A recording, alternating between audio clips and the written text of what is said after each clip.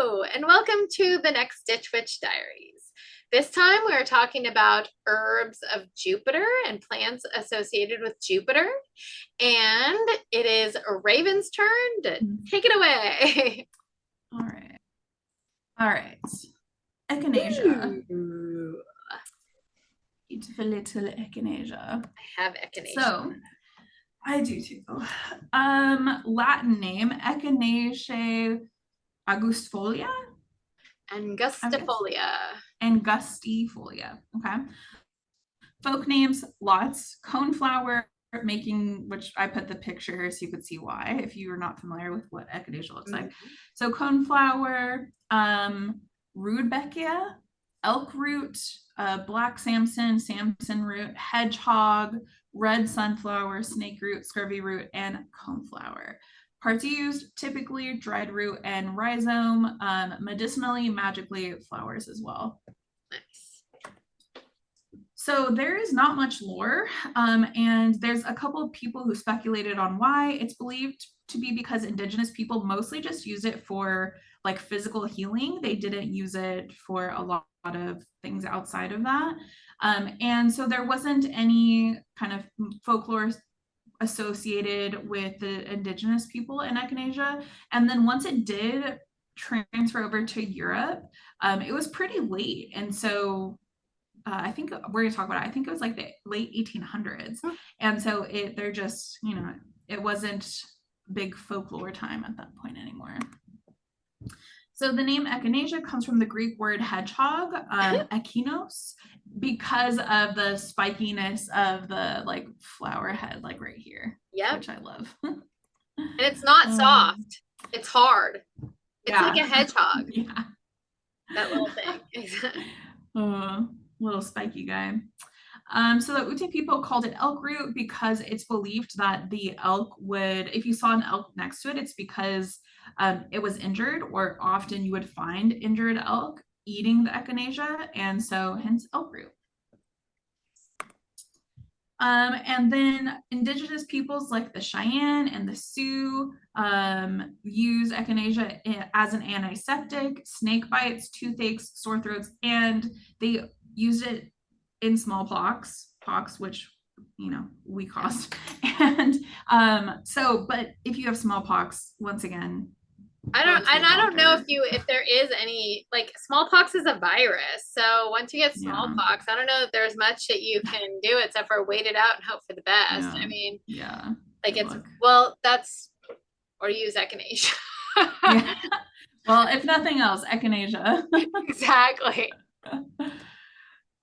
So then in 1870, Dr. H.C.F. Meyer, he was working with the indigenous peoples of Nebraska. And so then later he introduced, so then he brought home echinacea with him and then introduced it to like a bunch of other doctors. And so he said that it is good for treating nearly every sickness known to man. And it was used very, very frequently in like tonics and blood purifiers. So medicinal, antibacterial, antiviral, antimicrobial, which are like the big threes, right? So good for a lot of like sickness and stuff. Alternative, anti-catarrhal, and a tonic. It's good for mouth stuff. So laryngitis, tonsillitis, and then using it as a mouthwash for gingivitis. You can put it into lotions or salves for sores and cuts. It's good for cystitis, especially when combined with yarrow and bearberry. Also, I saw one place where somebody called bearberry blueberry, and I was like, what is happening right now? Bearberry is red. I don't even know why you would. Why is this happening? Why is this happening? Like, I could see you mixing up blueberry and bilberry, but like bearberry? That's crazy. Oh man. So combining that with yarrow or bearberry for cystitis, and then it's a really good to use for burns, pains, inflammation, all of that good stuff. So overall, just a really good herb. I use it as one of like the big, I like to combine echinacea with elder, and I keep a tonic made of that combination, and I use that whenever I feel like I'm getting sick. Nice. Associations, couldn't really find, oh, I should have put Jupiter. I Yeah. couldn't find any planet other than Jupiter is what I meant to put. Oh, I can't see either. There we go. So planet Jupiter, that's the only one that I found associated with it. Chakra, throat, and third eye, which is interesting. I don't know that I would associate it. Throat for sure. I don't know about third eye. But maybe. Yeah. Element. I don't see, maybe. I don't see third eye. I could see like root maybe because it's like with about the like body, the physical body and stuff, but I don't know.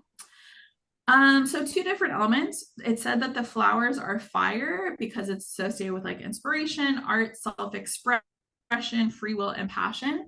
This is what I found online. I do not associate, I don't know, actually. I usually don't associate self-expression with fire. I usually associate that with air, but I don't know, maybe both. Yeah.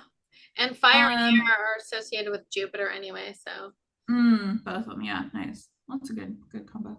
And then the roots are said to have earth energy because it's associated with like home, roots, family, security, grounding, permanence, tradition.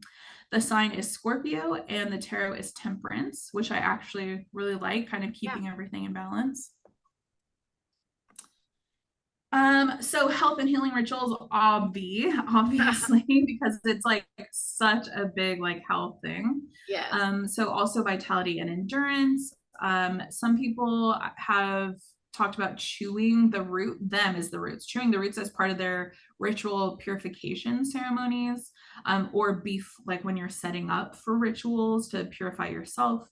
And then you can make a topical infusion, which is like the bath of echinacea, especially when it's mixed with, if you're having itchy skin or like if you want to do some type of skin working, then you can do echinacea mixed with like chamomile, chamomile, calendula, rose, marshmallow, if you want to do any type of like skin healing or any type of like yeah, just like skin healing. Like if I'm having in winter when we're all snowed and iced in and it's all dry and my skin is like super dry, I do a bath with this combination. Nice. Ooh, that would I also that usually would be throw nice. Yeah, so nice. I throw some oats in there too usually. Good stuff. And as we've mentioned many times, I do not ever really just toss the herbs in the bath. It's beautiful if you do, but I do not want to clean that up. No. So cheesecloth, infusion bag, like a tea bag or something. Also, increasing power of spells. If you want to increase your power, some people use it for that. Attempting to overcome a problem that is kind of like stuck, like a problem that doesn't get solved by anything else. I kind of associate this with like, if I'm sick, if I have a cold or, something, and it just like is not going away, then I use a lot of echinacea and it helps kind of pass things through. And so if something is kind of stuck and you need something to like change or move or get rid of, then you can use it as like a supplement to that. And then also people talked about hanging a sachet of echinacea over the bed, and that's supposed to act as like a fertility charm. Nice. I could see that as like, again, continuing to like move the blockages and stuff. Yes, exactly.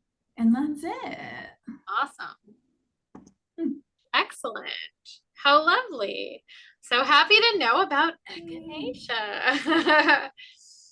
Anyways, I hope you guys enjoyed yourself with these herbs. What is the next one? What's after this? After Jupiter is, let's see. Saturn, maybe? Is it? Or Mars? Mars.